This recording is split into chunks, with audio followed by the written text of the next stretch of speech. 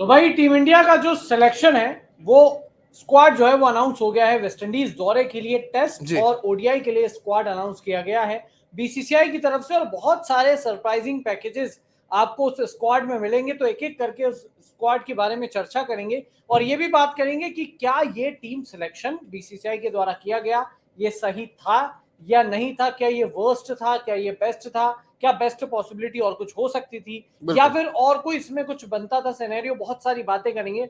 मैं दिव्यांशु, मेरे साथ है ऋतिक। और सबसे पहले अगर ऋतिक बात करें, क्योंकि शुरुआत में 2 टेस्ट मैच है, तो अगर टेस्ट स्क्वाड की बात करें, अब सबसे बड़ा एक तो चीजें थी कि चेतेश्वर पुजारा को ड्रॉप कर दिया गया, और ये ड्रॉप है, ये रेस्ट नहीं है। तो ये इसको आप कैसे देखते हैं? क्या ये एक अच्छा डिसीजन है फ्यूचर को देखते हुए, या फिर भरोसा करना चाहिए जिसने 100 से ऊपर ज्यादा टेस्ट मैच खेले? देखिए, इसमें दो बातें कहेंगे। मुझे लगता है कि यंगस्टर्स को मौका दिया वो अच्छी बात है, क्योंकि वेस्ट इंडीज और ऐसी टीमें हैं जिनमें यंगस्टर्स जो है शुरुआत में आके कॉन्फिडेंस गेन कर सकते हैं। तो यंगस्टर्स के लहजे से ये ठीक है, उनको मौका मिला। वो जो है थोड़ा सा उनका कॉन्फिडेंस भी बिल्ड हो जाएगा, क्योंकि विराट, रोहित ये जब यंगस्टर्स थे तो उनको इन्हीं टीमों के खिलाफ जो है मौका मिला करता था शुरुआत में। तभी ये जो है इनका डेब्यू हुआ था उन्हीं टीमों के, इन्हीं टीमों, इन जैसी टीमों के खिलाफ। पर लेकिन हमारा मुद्दा ये नहीं है कि स्क्वाड क्या अनाउंस हुआ। हमारा मुद्दा ये है कि जो स्क्वाड में जो पिक्स हुई हैं, ये जो खिलाड़ी जो चुने गए हैं, और हमारा मुद्दा ये भी नहीं है कि चितेश्वर पुजारा को इन्होंने बाहर किया या कैसे किया, ड्रॉप है, अरेस्ट है। मुद्दा हम ये रखते हैं कि जो पिक्स हैं वो कई रैंडम पिक्स तो नहीं है, क्योंकि ये जो जो स्क्वाड सिलेक्ट किया है वनडे का वेस्ट इंडीज के खिलाफ या टेस्ट का वेस्ट इंडीज के खिलाफ, यहाँ पर मुझे कहीं ना कहीं ये शुरुआती है WTC साइकिल की, और ओडीआई वर्ल्ड कप अभी देखो कुछ 2-3 महीने दूर है। तो ये कहीं ना कहीं यहाँ पर ये नींव रखेगा कि हमारे आने वाले टूर्नामेंट्स कैसे होंगे टेस्ट और ओडीआई में। ओडीआई के तो चलो मुझे लगता है कि वही सिलेक्टेड बड़े प्लेयर्स होंगे। तो ये नए जो नए खिलाड़ी चुने हैं उनमें से तो मुझे लगता है कोई खास इतने इंक्लूजन नहीं होंगे, थोड़े बहुत ही रहेंगे। और बाकी तो सीनियर प्लेयर ही खेलेंगे वर्ल्ड कप, क्योंकि बड़ा टूर्नामेंट है। पर लेकिन WTC साइकिल फिर वो 2 साल बाद उसका फाइनल आएगा। तो भाई अब यहाँ पर से तैयारी बन जाएगी, और यही मुझे लगता है फाउंडेशन बिल्ड करेंगे प्लेयर्स। तो क्या ये प्लेयर जो पिक करें हैं, अब गेंदबाजी देख लो कि अर्शदीप ने अभी जाकर काउंटी में बेहतर परफॉर्म किया, तो अर्शदीप का भी इंक्लूजन नहीं है ओडीआई स्क्वाड में। आप देख सकते हो मुकेश कुमार, ठीक है, उनको इंक्लूजन आप जो है आपने रखा कंटेंशन में, वो अच्छा कर रहे हैं। यशस्वी जायसवाल, आपने बात करी ऋतुराज गायकवाड़ पर। आप बात करें अगर वैसे अगर हम यशस्वी जायसवाल के फैंस या ऋतुराज गायकवाड़ के फैंस, उनको हमारा ऐसे मतलब डायरेक्टली निराश करने का पूरा कोई मोटिव नहीं है। ये मोटिव है कि आप देखो कि जो इस डोमेस्टिक सीजन में ऋतुराज गायकवाड़ महाराष्ट्र के लिए भी कुछ टॉप 4 या 5 स्कोरर में नहीं थे। यशस्वी जायसवाल जरूर थे अपनी टीम के लिए, पर जो है यहाँ पर इतना ज्यादा जो है प्रभाव वो डाल नहीं पाए जितना सरफराज खान ने डाला। सरफराज खान बिल्कुल एक बड़ा नाम, बिल्कुल एक यशस्वी जायसवाल ने जरूर कॉन्सिक्यूटिव 100 किए, लगातार वो सब किए। ठीक है, यशस्वी जायसवाल पिक अच्छा है, मैं मानता हूँ। पर लेकिन ऋतुराज गायकवाड़ क्या ये पिक है टेस्ट में? ये टेस्ट में ये मुझे भी सरप्राइजिंग लगा कि ऋतुराज गायकवाड़ को कैसे मौका मिल गया, जबकि सरफराज जैसा बंदा 80 की एवरेज लेकर चल रहा है टेस्ट क्रिकेट का, इंडियन टेस्ट क्रिकेट का डॉन ब्रैडमैन जिसे बोल रहे हैं। अगर वो बंदा लगातार, अब आपने पुजारा को हटाया, ठीक है माना, बट क्या उनकी रिप्लेसमेंट ऋतुराज गायकवाड़ हो सकती थी? बिल्कुल नहीं। बिल्कुल। अब ओडीआई में दीजिए, अब बिल्कुल। ओडीआई में भी मुझे नहीं लगता कि ऋतुराज गायकवाड़ की जगह बनती, क्योंकि वो वर्ल्ड कप नहीं खेलने वाले और मुझे लगता है कि एक बार यहाँ पर हम्म। अर्शदीप को हो सकता था मौका देना चाहिए था टेस्ट। बिल्कुल बिल्कुल बिल्कुल। और ये समझ नहीं आ रहा ऋतिक कि क्या जयदेव उनादकट को बीसीसीआई लेफ्ट आर्म पेसर देख रहा है ओडीआई वर्ल्ड कप? देखिए, मुझे लगता है काफी ज्यादा रैंडम पिक है। आपको क्या लगता है इसमें? बिल्कुल बिल्कुल यार, जिसपे आपको जब आप टीम चुनते हो या जब आप एक ब्लूप्रिंट बनाते हो, तो किस पे आप इन्वेस्ट करते हो? आप यंग खिलाड़ियों पर करते हो ना, जो लंबा जाएंगे। जयदेव उनादकट क्या आपको लगता है व्हाइट बॉल फॉर्मेट के करियर के लिए अभी है? अर्शदीप सिंह T20 अच्छा रहा, आईपीएल ठीक ठाक एवरेज रहा आईपीएल, बट अभी काउंटी में जाके खेल रहा है, अच्छा प्रदर्शन। क्या उन्हें ओडीआई वर्ल्ड कप के नजरिए से देखा ही नहीं जा रहा है? मुझे ये समझ नहीं आ रहा। और अब एक चीज देखो ना कि मतलब 4-4 ओपनर एक टेस्ट टीम में, गिल, रोहित, ये ऋतुराज गायकवाड़ और यशस्वी जायसवाल। मतलब आप किसको कहाँ जगह दोगे? आपके पास 4 ओपनर्स है, और सबका यहाँ पर मेन जो रोल है वो ओपनिंग का है। और मतलब रोहित जरूर शुरुआत में यहाँ पर देखे अपने करियर की शुरुआत में नीचे खेले हैं 5वें 6ठे नंबर पे, पर अब तो खैर कप्तान है, तो भाई वो तो ओपन करेंगे, उनकी मर्जी चलेगी। और जनरली अभी रोहित को हम ओपनर ही देखते हैं अभी फिलहाल। तो गिल और रोहित, फिर उसके बाद ऋतुराज, कहाँ जगह कहाँ बनेगी? यार कुछ सेंस ही नहीं। इससे बेहतर तो आप सरफराज रखते तो वो मिडिल ऑर्डर में खेलते, लोअर मिडिल भाई ऑर्डर में हो खेलते। सकता था, कोई इसमें मेरे को लगता है कोई शक नहीं है इस बात में, सरफराज बिल्कुल। हो सकते हैं भाई। सरफराज अगर आपको, मुझे लगता है कि आई थिंक विराट के बाद आएंगे रहाने, रहाने के बाद आपके लिए विकेट कीपर, तो अभी फिलहाल अगर जगह नहीं बनती उनकी, तो मुझे लगता है कि अगर स्क्वाड में सिलेक्शन कर दिया है तो मुझे लगता है कि उनको जो है कभी ना कभी तो जगह मिलती, एटलीस्ट उनको सेटिस्फेक्शन ये मिलनी चाहिए कि भाई मेरे को जो है ये सिलेक्ट करने के नाम मेरा देख रहे हैं एटलीस्ट। वो रैंडम नहीं है बस उठा के डाल दिया, वो नहीं है। अगर आप बीसीसीआई के ब्लूप्रिंट में है, जैसे यशस्वी को मान रहे बिल्कुल, हैं, आप एग्जांपल देखो ना, नवदीप सैनी नवदीप सैनी कितने टाइम बाद वापसी हो रही है टेस्ट में, वो टेस्ट में, वो भी border Gavaskar series I think आखिरी देखी थी हमने जहां पे इंजर्ड थे वो, हाँ 2021 इंजर्ड हो गए वाली थे फिर उसके बाद, रहाणे और की पहली कैप्टन गेंद से, तो बीमारी मार देते पहली तो गेंद पे बीमार मार चलो देते, वो वही बात बात नहीं है, खैर ये सब बीमर बीमर अलग बात है, पर लेकिन जो गेंदबाजी है, शमी रेस्टेड है, चलो वेस्ट इंडीज है तो चलो अभी इनका वर्कलोड मैनेज करने के लिए रेस्ट दे दिया, सिराज है, जयदेव उनादकट है, मुकेश कुमार है और ये नवदीप सैनी, और इनके अलावा शार्दुल, मुकेश कुमार शार्दुल है, शार्दुल तो चलो समझ आता है, शार्दुल भी समझ आता है, और मुकेश कुमार चलो ठीक ठीक तरीके से उन्होंने यहाँ पर कहीं ना कहीं सिलेक्शन अच्छा, मतलब सिलेक्शन कह रहा हूँ मैं, परफॉर्मेंस अच्छा किया उन्होंने, पर लेकिन जो प्लेयर्स डोमेस्टिक सीजन में इस साल रणजी सीजन में जिन्होंने अच्छा परफॉर्मेंस किया उनको तो यहाँ पे देखा भी नहीं है, मतलब कहीं आगे मौके नहीं दी। Jalaj Saxena second highest wicket, Abhimanyu Easwaran ले लो आप, प्रियंक पांचाल ले लो आप, बहुत सारे ऐसे नाम हैं जो रणजी में या डोमेस्टिक में बहुत अच्छा कर रहे हैं। अब यही बात है ना, ये बीसीसीआई जो डेफिनेशन सेट कर रहा है कि क्या आईपीएल ही वो अब प्लेटफॉर्म है जहां पर आप परफॉर्म करोगे, आप टीम इंडिया में एंट्री, अदरवाइज आप डोमेस्टिक खेलते रहो, रन बनाते रहो, तो मतलब ये डोमेस्टिक की वैल्यू खत्म हो गई ना, इसका मतलब तो जो रणजी की वैल्यू खत्म हो गई, फिर इसका तो आप मतलब आईपीएल पे फोकस करो। बिल्कुल, एक वक्त था रहे कि रणजी ट्रॉफी भाई सबसे सुप्रीम माना जाता था कि अगर आप ये खेल रहे हो तो, और इसमें आपका सबसे बढ़िया परफॉर्मेंस हो तो यहाँ से डायरेक्ट एंट्री टीम इंडिया है और कुछ नहीं। फिर उसके बाद इंडिया ए आता है, जो शुरुआत जिसकी जल्दी हो गई थी काफी, इंडिया ए आया, इंडिया ए से फिर यहाँ पर लेकिन रणजी में अच्छा परफॉर्मेंस रहा तो रणजी डायरेक्ट।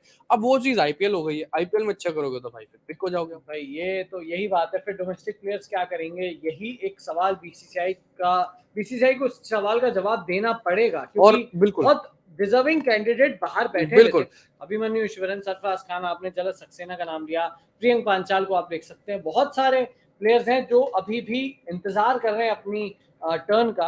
आप रजत पाटीदार एक अच्छे खिलाड़ी, अभी खैर वो तो इंजर्ड है, रजत पाटीदार, तिलक वर्मा एक अच्छे बिल्कुल खिलाड़ी हैं। बिल्कुल।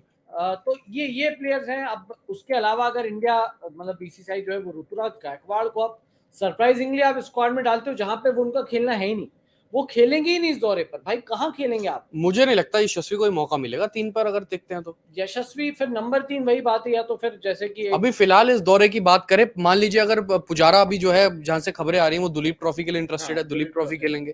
पर यहाँ पर एक बात यह है कि पुजारा ने 100 से ज्यादा टेस्ट मैचेस खेले हैं, पर अब देखोगे अब जिस खिलाड़ी ने हर जगह प्रदर्शन किया और मेन मुकाबलों में अगर पुजारा नहीं होंगे तो आप कौन सी टीम यहाँ पर देखते हो कि जिसमें पुजारा नहीं हो अपनी टेस्ट टीम में। यही बात है, बट यार चाहे परफॉर्मेंस नहीं अच्छा रहा, हाँ वो जरूर जरूर अभी के लिए झटका है। 2 बार उनको पहले झटके मिल चुके हैं, वो ससेक्स में अच्छा करके आते हैं, फिर उसके बाद यहाँ पे फिर यहाँ पर थोड़ा सा मतलब थोड़े कम स्कोर्स बनाते हैं और कंसिस्टेंटली करते हैं वो। पर मुझे लगता है कि अच्छा करेंगे पुजारा तो उनकी जगह वापसी आ जाएगी, मुझे ऐसा लगता है। अभी देखिए, अभी करियर खत्म नहीं हुआ, हमने ये सब रहाणे के बारे में भी सोचा था कि रहाणे एक बार ड्रॉप हो गए तो वापसी नहीं। पर देखो वाइस कप्तान, भाई बताओ वाइस आई थिंक मुझे सबसे बड़ा डिसीजन लगा रहाणे का, जो वाइस कप्तान बनाया गया सबसे बढ़िया डिसीजन था वो। और नवदीप सैनी को इंक्लूड करने का अभी फिलहाल का, और जयदेव उनादकट, उमेश यादव को बाहर किया फिलहाल के लिए, वो ठीक है। उमेश यादव आई थिंक मुझे लगता है कि अगर उनको प्रिपरेशन करानी है तो ऐसी कुछ सीरीज में मौका दिया जाए, पर अभी नहीं दिया। जयदेव उनादकट भी देखो सेम सॉर्ट ऑफ इंक्लूजन है, और मुझे लगता है कि अर्शदीप को मौका नहीं देना चाहिए था। पर इनकी ये सोच क्या है मुझे समझ नहीं आती कि एक यहाँ पर प्लेयर के बारे में पहले से ही राय बना दो कि लॉन्गर फॉर्मेट के लिए है ही नहीं, और जो भी नहीं है, और जब तक आप खिलाओगे नहीं, उसको यूज नहीं करोगे, पोटेंशियल उनकी आप बढ़ाओगे नहीं, वो कितने ओवर्स डाल सकते हैं तो कैसे पता लगेगा? घर बैठे बैठे थोड़ी किसी प्लेयर का पता लगता है। भाई माइंडसेट ही वो है कि उमरान मलिक सिर्फ टी20 में खेलेंगे तो उन्हें ओडीआई या टेस्ट में, भाई वो बंदे को टेस्ट में डालते यार, उमरान मलिक को टेस्ट में डालते वेस्ट इंडीज पर। देखिए मुझे लगता है कप्तान और कोच की सोच होनी चाहिए तैयार करना प्लेयर्स की। हाँ, हमें फ्यूचर देख के चलना है। बट उमरान मलिक मेरे ख्याल से ऋतिक, अगर आप भी एग्री करें, आई थिंक नवदीप सैनी की जगह उमरान मलिक टेस्ट में होते तो आप खुश होते? उमरान मलिक, हाँ, मुझे लगता है कि यार वही बात है कि आपके, अब देखो ना, शुरुआत से जो दौर रहा है टेस्ट क्रिकेट का, मैं थोड़ा सा इस पॉइंट को थोड़ा लंबे तरीके से क्लियर करूंगा कि शुरुआत से अब देखो, जब से शोएब अख्तर, ब्रेट ली वगैरह, ये सब कंसिस्टेंटली 150 प्लस की डिलीवरी स्पीड की बात कर रहा हूं मैं, डाल सकते थे।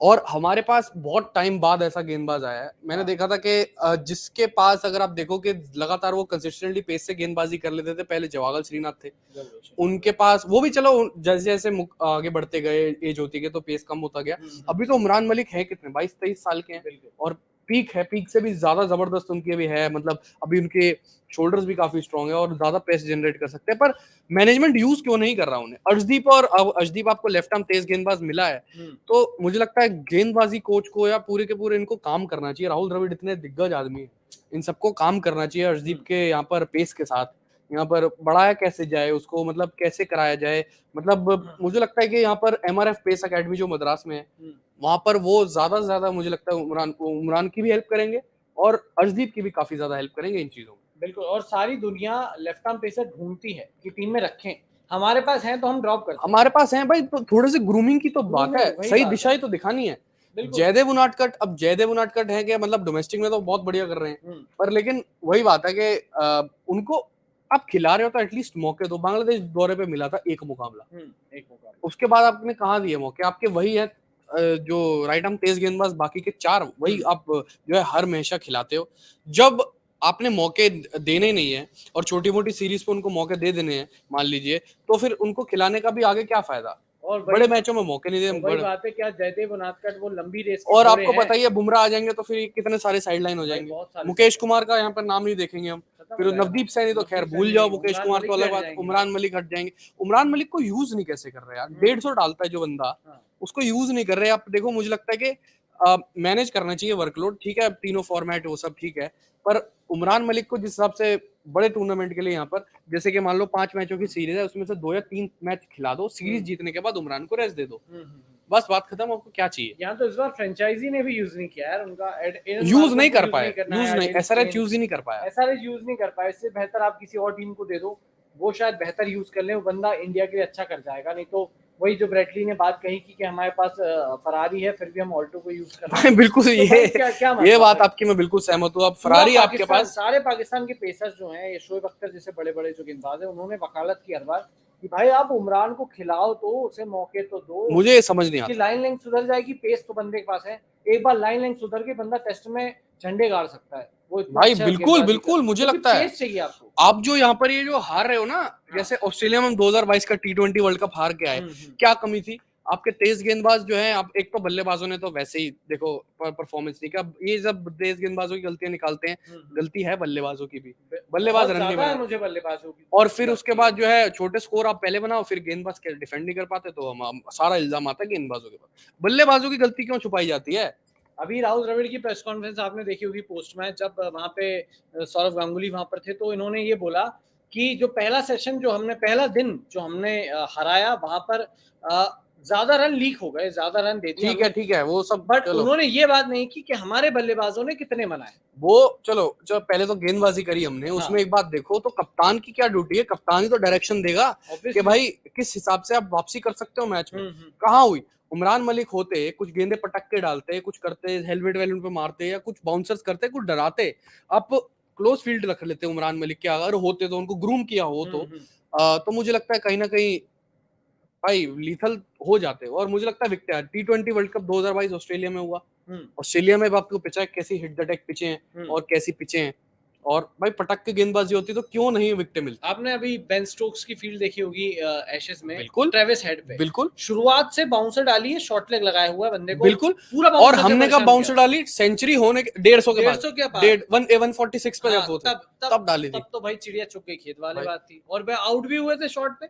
वो शॉर्ट बॉल अगर शुरू में डालते तो शायद इंडिया WTC फाइनल जीत चुकी होती, मुझे लगता है। स्ट्रेटेजी स्टीव स्मिथ पे बेन स्टोक्स ने स्ट्रेटेजी हमारे तो बिल्कुल, जब प्लेयर नया नया आता है ना, हमारे यहाँ पे क्या सोच है, मतलब आप देखें अभी जो रिसेंट कप्तान है या जो भी है, उनकी क्या सोच है कि मतलब प्लेयर आया है और मतलब ऑफ द मार्क भी नहीं हुआ है और फील्ड पीछे रख दी, खोल दी भाई, कम 200 पे थोड़ी बल्लेबाजी कर रहा है। सही बात है भाई, इतना डिफेंसिव क्यों होना? स्टीव स्मिथ जैसे बल्लेबाज पे आप एक फील्ड रख रहे हो लेग पे, जबकि पता है कि वो बंदा ऑफ स्टंप पे आके हमेशा लेग पे जाता है। बिल्कुल बेन स्टोक्स ने 2 फील्डर लगे थे, वहां से स्टीव स्मिथ रन नहीं बना पाए और दोनों पारी में फ्लॉप, भाई, क्योंकि मजबूर कर दिया था सामने खेलने पे। और स्मिथ बिल्कुल सामने उतना नहीं खेलते, क्योंकि स्मिथ बार बार इधर फ्लिक करते। तो दिमाग होना चाहिए, एनालाइज करते हैं, आई नो करते होंगे, वीडियो देखते हैं आजकल के लिए प्लेयर्स, भाई कोच बहुत कुछ है आजकल पूरा तो। जो गेम डिटेल करते हैं। जैसे अश्विन बता रहे थे कि मैं स्मिथ को आउट करने के लिए मैंने वीडियोस देखी कि वो क्या अलग कर रहा है, तो मैं उस पर क्या अलग करूं। बताओ, इतना एनालाइज हो रहा है, उसके बावजूद अगर एग्जीक्यूट नहीं हो रहा है देखो तो अश्विन तो फायदा जरूर इंडिविजुअली तो वो भाई बहुत अच्छा कर रहे हैं, इंडिविजुअल तो पर करते टीम ही। को लेकर जो चल रहा है वो तो लीडर कप्तान है। हाँ पर मुझे लगता है कि देखो, हारी तो टीम हारी, जीती तो टीम जीती, पर यहाँ पर मेन चीज है कि जो डायरेक्शन कप्तान देता है वो जो है कैसे ठीक होगी, किसे ठीक नहीं होगी, वो कप्तान पे डिपेंड करता है। बिल्कुल। पर अब हमने बात करी टेस्ट टीम की, हम वनडे की देखते हैं तरफ हाँ, टीम देखें बिल्कुल। तो वनडे में उमरान को रखा है, ठीक है, हम्म, वो भी ठीक है। चलो आपने देखो आपके टॉप 4 यहाँ पर वही हैं, शुभमन गिल, रोहित शर्मा है, विराट कोहली है, बस चौथे नंबर का पेच अभी फंस रहा है। पेंच फंसा और यहाँ पर भी ऋतुराज को डाला गया। मुझे समझ नहीं आया ओडीआई में ऋतुराज की क्या जरूरत देखो मुझे है। लगता है वर्ल्ड कि कप, सिर्फ स्क्वाड में डाल दिया है, ऐसा लगता है। हाँ, आई बट थिंक टी20 टीम में फिट होते हैं ऋतुराज अभी। ऋतुराज अभी टी20 में आप शुभमन गिल को रेस्ट दें, आप ऋतुराज और यशस्वी से ओपनिंग करवाएं, कोई दिक्कत नहीं, बढ़िया कॉम्बिनेशन है वो तो। शुभमन गिल जब रेस्ट पे रहेंगे तो ऑब्वियसली ऋतुराज को आप मौका देंगे, बट ओडीआई में ऋतुराज कहाँ खेलेंगे, क्यों आपको खेलेंगे कहीं वो? ऐसा लगता है कि मतलब टीम इंडिया में बहुत जल्दी बहुत प्लेयर्स को सब कुछ मिल जाता है और बहुत जल्दी, उसके बाद यहाँ हाँ, पर जो है उनका शुरुआत से ही वो जो है ना कि डाउनफॉल, टीम इंडिया में आ रहे हैं हम भाई, एकदम सक्सेस। वो यहाँ पे चढ़ जाती है, बिल्कुल। वो यहाँ चढ़ती है अब और फिर सरफराज के आती है। साथ ऐसा क्यों कर रहे हो? सरफराज ने इन सब से अलग क्या, मतलब क्या है ऐसा हाँ, अलग उनमें, मतलब कि क्या गलती उनको की? उनको क्यों इतना जो है जो किस मतलब डेस्परेशन के उस इग्नोर पे कर कर रहे रहे हो, हो। या जो भी कर रहे हो, कितना फ्रस्ट्रेट कर रहे हो उनको आप? क्या ये नेक्स्ट संजू बन रहे हैं सरफराज? संजू के साथ भी तो यही हो रहा है, हाँ मौके यार, नहीं मिलते, मिलते हैं तो चलो उन्हें तो मौके भी मिल रहे हैं, इन्हें देखो तो मौके संजू भी का नहीं मिल इंक्लूजन बुरा नहीं है। रहे। हाँ, अब आपके पास तो मुझे लगता है कि विकेट कीपर है नहीं, ऋषभ हम्म, पंत है नहीं, तो हम्म, मतलब अब ऋषभ पंत जब भी आ गए ना टीम में, पूरे मैच फिट होके उनका घुटना घुटना सब सही हो गया, एकदम परफेक्ट होके आ गए हम्म, और वापस वो उस फॉर्म में आ गए, हम्म, तो सबसे पहली बारी ऋषभ पंत को ही मिलेगी। आप obviously ईशान किशन preference, देखो, आप संजू सैमसन देख लो। संजू सैमसन मुझे लगता है कि भाई अब मुझे जैसे शिखर धवन हो गए हैं ना बाहर वैसे। साइडलाइन हो सकता है संजू। देखिए अब ओडीआई में भले उन्हें अभी मौका मिला है, क्योंकि यहाँ पर श्रेयस अय्यर नहीं है, क्योंकि यहाँ पर केएल राहुल नहीं है। राहुल जब आएंगे एशिया कप में, डेफिनेटली राहुल विकेट कीपर वही बल्लेबाज के तो तौर पर हमारी टीम में खेलेंगे। वही तो होता है, और नंबर हमेशा से 4 वही खेलेंगे होता है श्रेयस हमारे, अय्यर। तो टीम सेट है। हमेशा से यही होता है हमारे में। और संजू को डाल देंगे टी20 में हम्म, कि भैया ठीक है आप टी20 खेले अभी वर्ल्ड कप पर, फिर जब वर्ल्ड कप खत्म होगा 2023 उसके बाद संजू वापस ओडीआई में आएंगे और बीसीसीआई का फोकस होगा शिफ्ट भाई टी20। हमेशा से ये हो रहा है, तो अब देखो ये ना जी। बार बार बार बार बार बार प्रोसेस समझ आती है, फैंस को आती है। डब्ल्यूटीसी जब हारी थी, फैंस ने इतने रीजन दिए थे सोशल मीडिया पर कि भाई एक एक चीज पर ना गलती बता दी थी कि इंडिया की गलती कहाँ है। मतलब फैंस अब फैंस नहीं है, फैंस अब हो गए एनालिस्ट, एक्सपर्ट, सब पता भाई रहता है सब उनको। पता रहता है, हर एक चीज पता रहती है। और मैं हम्म, अभी ये तो रिएक्शन पढ़ रहा था कि क्या यशस्वी जायसवाल का इतनी जल्दी रिएक्शन पढ़ रहा था टीम आने के बाद, जी, इंक्लूजन, और वो भी यहाँ पर टेस्ट टीम में टेस्ट टीम इतनी जल्दी, बहुत बड़ा था, बहुत बड़ी बात बहुत है ये, बड़ा था। बहुत बड़ी क्या बात है। ठीक है कि मतलब प्लेयर्स को आजकल एक आईपीएल सीजन की परफॉर्मेंस के बेसिस पे या एक सीजन रणजी के बेसिस पे तुरंत पिक कर लिया जाए, वो भी हाँ, एक नेशनल साइड पर, ठीक है, एक्सेप्शनली वेल प्लेयर होंगे, बहुत बढ़िया होगा। कई प्लेयर्स ऐसे होते हैं, यशस्वी पर मैं उंगली नहीं उठा रहा हूँ, हाँ, पर प्रोसेस पे, रिएक्शंस थे हाँ, कि एकदम से इतनी जल्दी यहाँ पर जो है इतनी जल्दी सब सक्सेस वगैरह दे देना, जो मांगे वो दे देना, क्या वो ठीक है? ये एक सवाल उठ रहे हैं बहुत ज्यादा। क्या यही प्लेयर के ऊपर हावी हो जाता है और फिर बाद में डाउनफॉल शुरू होता है तो कंसिस्टेंट नहीं हो पाते? बिल्कुल जैसे पहले के जमाने में ये होता था कि लड़ना पड़ता था आपको टीम पे आने के लिए, अभी कंपटीशन अभी उससे ज्यादा है, कंपटीशन उससे ज्यादा है, बट चांसेस बहुत जल्दी मिल रहे हैं। बहुत जल्दी मिल रहा है। सरफराज जैसे लोग एक्सेप्शन में है, सरफराज संजू या एक्सेप्शन है, बट अभी आप देखिए अभी टी20 टीम आएगी, मैं लिख के ले रहा हूँ, उसमें ऋतुराज आ रहे हैं, उसमें यशस्वी आ रहे हैं, उसमें रिंकू भी आ रहे हैं, ये 3 प्लेयर आएंगे आएंगे। तो यही बात है कि एक आईपीएल सीजन और आप नेशनल टीम में, ये एक फॉर्मूला बन मतलब चुका है। हाँ यार, मुझे भी ऐसा लगता है कि अब बहुत जल्दी बहुत ज्यादा सक्सेस मिल रही है उनको, हाँ, जो कि मिलनी भी चाहिए। सक्सेस वगैरह भाई डिजर्व करते हैं, deserve कहाँ करते के मतलब छोटी छोटी जगहों से आए हैं सबके सब, और मेहनत करी है, हैं। जरूर मिलनी चाहिए। पर एक जो वो होती है ना कि तड़पा दो, एक प्रोसेस के थ्रू जाना ही पड़ता है ना, फिल्टर होता है ना, तड़पा दो। ये नहीं कि आईपीएल से डायरेक्ट आईपीएल खेला, आप तो पता है कि आईपीएल में तो सबके पास बहुत पैसा आ गया है, मतलब आईपीएल खेल के तो मुझे लगता है कि अब जो है डर खत्म हो जाए, होना शुरू हो गया प्लेयर्स में ड्रॉप होने का, कि टीम में जगह बने ना बने फर्क क्या पड़ता, पैसा आ गया ना, आईपीएल में खेल तो रहे, पैसा आ गया। पर यशस्वी देखो नो डाउट डिजर्व करते थे चांस, वो जरूर है, पर वो है कि रिएक्शंस आ रहे हैं और एक सोच हमारी भी ऐसी है कि हर किसी प्लेयर के बारे में, ऋतुराज गायकवाड़ जो है अगर आप देखो तो 1 2 3 सीजन अच्छे करे, ठीक है, उनको मौके देने चाहिए, जरूर देने चाहिए, पर बाकी प्लेयर्स का क्या, अभिमन्यु ईश्वरन ने क्या गलती करी, और बाकी जो प्लेयर डोमेस्टिक में लगातार अच्छा कर रहे हैं उन्होंने क्या गलती करी, आप रणजी में उनको पूरा इग्नोर करते हैं, क्योंकि ये प्लेयर्स आईपीएल में अच्छा नहीं कर रहे हैं ना ऋतिक, दिक्कत है, पिक नहीं होते ना, जला सकते हैं ना, ये सब पिक कहाँ हो रहे हैं आईपीएल में, अभिमन्यु ईश्वरन पिक नहीं हुए, सरफराज नहीं हुए तो थे, ईश्वरन अभी इस साल तो नहीं खेला है, मतलब खेले नहीं, केकेआर के लिए कौन खेले थे, नारायण जगदीशन, अच्छा नारायण जगदीशन, सॉरी और अपने अभिमन्यु ईश्वरन नहीं, जो मैं किसकी बात कर रहा था, सरफराज खान, दिल्ली कैपिटल्स से 2 या 3 मैच मिले थे हार्डली, उसके बाद उन्हें ड्रॉप करके अभिषेक पोरेल को विकेट कीपर बनाया गया और ड्रॉप कर दिया गया, तो ये चीजें अगर हैं तो फिर भाई बंदा फिर बिल्कुल उसमें आ जाता है कि यार मैं फिर क्यों कर रहा हूँ, बिल्कुल, और मुझे लगता है कि अब देखो ना आपके जैसे मोहसिन खान जैसे तेज गेंदबाज,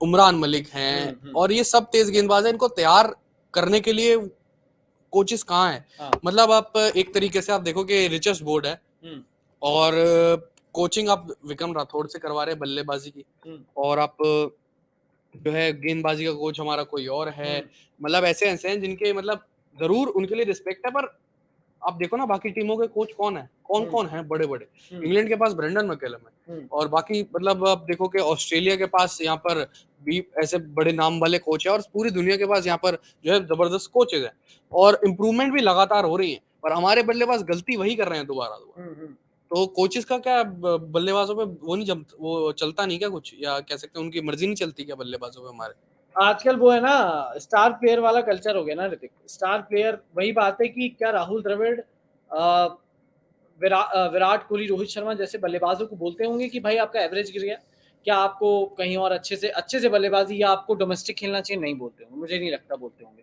क्योंकि ये अगर ये कल्चर अगर हो रहा होता ना तो भाई अब तक तो फिर जैसे कि अभी बात की गई थी कि आईपीएल से पहले जो लास्ट चौथा टेस्ट मैच था बीजीटी का अहमदाबाद वाला, वहां पे हर किसी का ये मानना था कि इंडिया जो बड़े प्लेयर्स हैं इनको वो टेस्ट मैच छोड़कर, या नहीं वो टेस्ट मैच नहीं, जो वनडे सीरीज का आखिरी मैच था, हाँ तो मुझे वो छोड़कर आपको एक रणजी गेम खेलना चाहिए, ताकि आप विराट के बारे में ऐसी आई थी विराट और रोहित को, ये रोहित और विराट को शायद राहुल द्रविड़ ने नहीं बोला होगा, तो ये चीजें, और हमारे साथ एक आई थिंक दर्शक जुड़े हैं स्पोर्ट्स फैक्ट के उसमें कि भाई देखते हैं वो कौन है और बात करते हैं उनसे, तो हमारे साथ आई थिंक जुड़े हैं प्रतीक जोशी भाई, अरे प्रतीक भाई क्या हालचाल है, प्रतीक भाई क्या हाल चाल है, और आप तो हमेशा यही है हमारे जो स्केड्यूल पूछते रहते हैं वर्ल्ड कप का, ऋतिक आप बता सकते हो तो बता दो।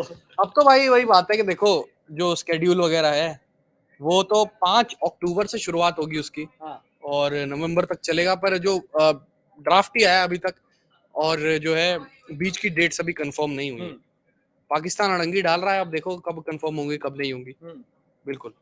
प्रतीक भाई आई होप आपको आंसर मिल गया होगा मेरे ख्याल से कि स्केड्यूल जो है वो आ जाएगा, आई थिंक 27 तारीख को वो मेगा इवेंट बीसीसीआई करने वाली है शायद 100 दिन पहले ओडीआई वर्ल्ड कप से, तो वहां पर एक बार देखा जाएगा, शायद वहां पर स्केड्यूल अनाउंस हो जाएगा, और पाकिस्तान के चलते वो स्केड्यूल नहीं आ पा रहा है, उम्मीद करते जल्दी आ जाएगा। बाकी खैर इस पूरे टॉपिक को अगर वो किया जाए, समराइज किया जाए, तो वहां पर अगर देखा जाए समराइज करके, तो ये है कि ये मैं बताता हूँ ना कि मतलब ये जो स्क्वाड सिलेक्शन हुआ है वेस्ट इंडीज का, ये किस हिसाब से किया है कि मतलब यंगस्टर्स को अब यहाँ पर जो है आने वाले दौर में यंगस्टर्स के ऊपर टीम पर भरोसा जताया जाएगा कि यंगस्टर्स ही आगे लेके जाएंगे, या मिक्स है यंगस्टर्स प्लस सीनियर्स का, क्योंकि यहाँ पर जो है जरूर यशस्वी जायसवाल को मौका मिलना चाहिए था, डिजर्व करते हैं, और मतलब अच्छे प्लेयर हैं, काफी टाइम से मेहनत वगैरह करते हैं। हम ऋतुराज गायकवाड़ जो कि मुझे लगता है उनको बेंच वार्म करना पड़ेगा अभी फिलहाल के लिए, बाद में तो जरूर मौके मिलेंगे उनको जरूर, और अभी यशस्वी जायसवाल का मुझे लगता है कि उनको मौका मिल जाएगा टेस्ट टीम में, अच्छा कर दिया मुझे। और अब देखो ना कि पृथ्वी शॉ के साथ भी यही हुआ था, जब वो आए थे वेस्ट इंडीज के खिलाफ डेब्यू हुआ, उन्होंने मार दी पहली मैच में सेंचुरी जी, फिर उसके बाद क्या हुआ? फिर फिर उसके बाद नवंबर में के बाद से 6 महीने के लिए बाहर थे डोपिंग उसमें। तो देखो मौके बनाने पड़ते हैं और यशस्वी ने बनाए भी हैं। अब देखो पर लेकिन जो अगर आप बाकी पिक्स की बात करें तो मुझे लगता है कि वो जेन्युइन और काफी प्रैक्टिकल बेस्ड नहीं है और उसके अलावा सब कुछ ऐसे रैंडम पिक्स डाल के रख रखी है। आपकी क्या राय है? देखिए मुझे भी लगता है कि जो डिजर्विंग कैंडिडेट्स थे अभी भी उन्हें मौके नहीं मिले हैं। सरफराज खान, अभिमन्यु ईश्वरन, जलज सक्सेना, ये बहुत से प्लेयर्स हैं अभी भी जो शायद और ज़्यादा डिजर्व करते हैं। और अभी वही बात है, आईपीएल की जो वो चमक धमक है उसको थोड़ा सा साइडलाइन करके बीसीसीआई को एक्चुअल जो जो कॉन्सेप्ट इंडियन क्रिकेट का चला आ रहा है, जिसने इतने बड़े बड़े खिलाड़ी हमें दिए, राहुल द्रविड़, सचिन तेंदुलकर, विराट कोहली, वीवीएस लक्ष्मण जैसे, गांगुली जैसे बड़े सितारे, तो उस प्रोसेस पर आई थिंक टिके रहना चाहिए। वरना ये इंडियन क्रिकेट का जो डोमेस्टिक है वो खत्म हो जाएगा कॉन्सेप्ट, फिर सिर्फ आईपीएल बचेगा। और आईपीएल सिर्फ उसके होने से तो यार आप क्रिकेट आगे नहीं चला सकते। हाँ बिल्कुल, देखिए बड़े फॉर्मेट कहाँ जाएंगे फिर भाई। मुझे लगता है कि इम्पोर्टेंस तो अभी भी यहाँ पर टेस्ट और ओडीआई को मिलनी चाहिए, नहीं तो फिर अस्तित्व खत्म हो जाएगा, सब कुछ खत्म हो जाएगा। और आपको याद होगा कि पहले बात भी चल रही थी शायद है क्या मतलब ऐसी एक वेस्ट न्यूज थी या क्या था कि 50 ओवर को 40 ओवर कर दो वनडे में, एक आई थी ना। एक सचिन ने भी आइडिया दिया था कि 20-20 करके या इनिंग जो पूरा मैच है अगर उसे इंटरेस्टिंग बनाना है तो आप 25-25 ओवर की 4 इनिंग करवाइए। पहले 25 ओवर आप जैसे मान लीजिए इंडिया ऑस्ट्रेलिया खेली, पहले 25 ओवर इंडिया की बल्लेबाजी तो इंडिया टेस्ट मैच ही हो गए तो फिर 25 ओवर खेले, फिर ऑस्ट्रेलिया, फिर इंडिया खेले अगली 4 इनिंग और फिर इनिंग टेस्ट मैच हो गया भाई। तो सचिन ने बोला था वनडे को अगर इंटरेस्टिंग बनाना है, अदरवाइज वनडे खत्म हो जाएगा, वनडे क्रिकेट का अस्तित्व खत्म। मुझे लगता है नहीं खत्म होगा अगर अगर जो है ना कि ये T20 फॉर्मेट इतना बड़ा ना हो, मतलब बड़ा हो कि मतलब हावी ना हो जाए इन फॉर्मेट पर और जो है इंटरेस्टिंग बनता रहे, प्लेयर्स सेंचुरी मारे और प्लेयर्स अपनी टीम के लिए कंट्रीब्यूशन करे, आखिरी गेंद तक मुकाबले जाए ना 50-50 ओवर के भी। कौन कौन छीन रहा है अस्तित्व? कोई नहीं छीन रहा। टेस्ट में जब अगर आखिरी तक जाएगा तो टेस्ट खत्म नहीं होगा। यही ये तो देख रहे हो ना जैसे एशेज हुआ, एशेज ओए ओए कमाल हो गया। टेस्ट मैच था यार, क्या टेस्ट मैच था। तो ये चीजें हैं और अब इस लाइव सेशन को यहाँ पर खत्म करने का समय आ गया है। ये पूरा मोटा था क्योंकि मेन न्यूज थी, आज सिलेक्शन था, स्क्वाड अनाउंस हुआ। अब आप लोग अपनी राय जरूर बताइएगा, क्या आप हमसे सहमत है या नहीं? क्या आपको लगता है कि आईपीएल भारी पड़ गया है? आईपीएल का सिलेक्शन क्या डोमेस्टिक से ऊपर हो चुका है या नहीं? आप कमेंट सेक्शन में कमेंट जरूर करिएगा। फिलहाल इस लाइव सेशन में इतना ही और हमें प्यार देने के लिए बहुत बहुत शुक्रिया।